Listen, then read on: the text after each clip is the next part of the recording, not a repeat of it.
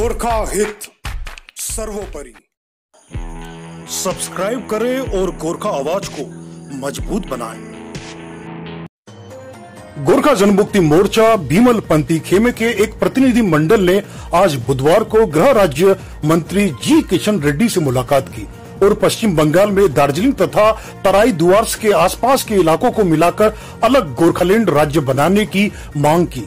अधिकारियों ने बताया कि गोरखा जनमुक्ति मोर्चा का दल गोरखा क्षेत्रीय प्रशासन यानी जीटीए से जुड़े मुद्दे पर केंद्रीय गृह मंत्रालय के साथ एक त्रिपक्षीय बैठक में भाग लेने के लिए आया था। उन्होंने बताया कि हालांकि पश्चिम बंगाल सरकार का कोई भी प्रतिनिधि इस बैठक में शामिल नहीं हुआ। गोरखा जनमुक्ति मोर्चा के कार्यकारी प्रमुख लोपसांग लामा ने कहा कि उन्होंने जीटीए पर चर्चा बिल्कुल भी नहीं की है, लेकिन अलग गोरखालैंड राज्य की मांग करते हुए एक ज्ञापन सौंपा।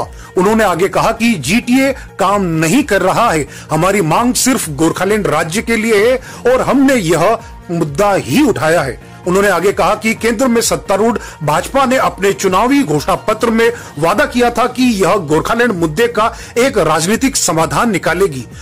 गोरखा जनमुक्ति मोर्चा नेता कल्याण देवान ने कहा कि केंद्रीय मंत्री ने उन्हें इस पूरे बैठक के दौरान धैर्य से सुना और भरोसा दिलाया कि उनकी मांगों पर वार्ता जारी रहेगी।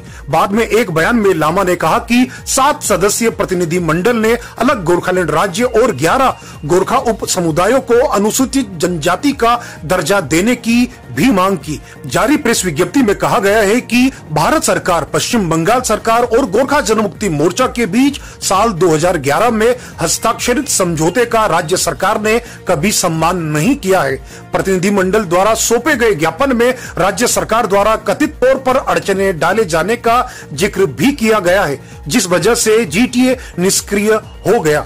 गोरखा जनमुक्ति मोर्चा ने कहा कि जीटीए के सभी निर्वाचित सदस्यों ने 2017 में एक साथ इस्तीफा दे दिया था।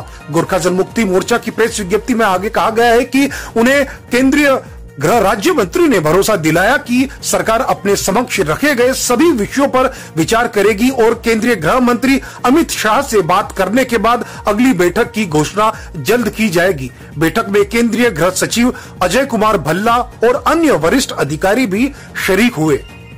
बंगाल सरकार ने जिस तरह अपने प्रतिनिधियों को इस बैठक में नहीं भेजकर एक बड़ा संकेत दिया कि वह भविष्य में किसी भी प्रकार से गोरखालैंड संबंधी बातचीत में शामिल ही नहीं होना चाहती, अब केंद्रीय सरकार की जिम्मेदारी बढ़ जाती है कि वह आगे कुछ ऐसे ठोस फैसले ले जिससे कि प्रधानमंत्री द्वारा कहे गए गोरखाओं का सपना मेरा सपना है, साथ ही साथ उनके घोषणा पत्र में शामिल स्थायी राजनीतिक समाधान के लिए भी उनको अब गंभीरता से राज्य सरकार के बिना क्या मुमकिन हो सकता है वह कोशिश करनी चाहिए।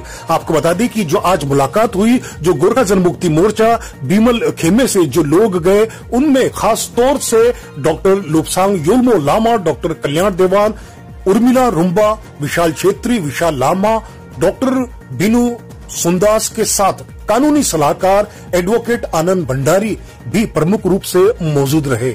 यह बैठक के बारे में आमतौर पर पहाड़ में विपक्षी खेमा यह बात और यह अफवाह फैलाने में जुटा हुआ है कि यह बुरी तरह से फ्लॉप हुआ, लेकिन इस मुलाकात के बाद एक सकारात्मक पहलू यह भी रहा कि तृणमूल कांग्रेस एवं बंगाल की ममता सरकार के मन में क्या है एवं वह गोरखाओं का हित एवं गोरखालैंड के बारे में क्या मंशा रखते हैं। उन्होंने अपने अधिकारियों को इस बैठक में नहीं भेजकर स्पष्ट जता दिया है। क्या पश्चिम बंगाल में ममता सरकार के होते हुए कभी गोरखालैंड मिल पाएगा? यह एक बड़ा प्रश्न आज गोरखा समाज के सामने खड़ा हो चुका है। सब्सक्राइब करें और गोरखा आवाज को मजबूत बनाएं।